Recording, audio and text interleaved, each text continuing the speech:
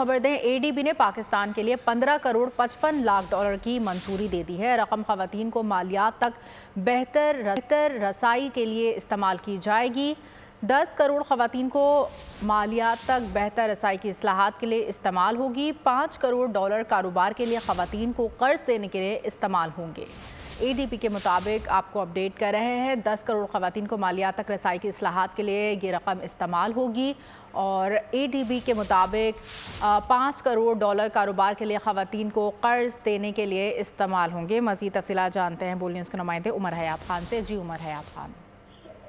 जी बिल्कुल, एशियाई तरक्याती बैंक ने पाकिस्तान के लिए 15 करोड़ 55 लाख डॉलर फंड्स की मंजूरी दे दी है और रकम खवातीन को छोटे और दरमियाने दर्जे के कारोबार करने के लिए फराहम की जाएगी और रकम में 10 करोड़ डॉलर जो है वो पॉलिसी सपोर्ट के लिए फराहम किए जाएंगे। फंड्स के तहत 5 करोड़ डॉलर की रकम खवातीन को छोटे कर्जों की मद में दी जाएगी और रकम में 55 लाख डॉलर दीगर मुताल्लिका सरगर्मियों के लिए मुख्तस किए गए हैं और इस प्रोग्राम से 20 लाख खवातीन को फायदा होगा। जी बहुत शुक्रिया उमर हयात खान।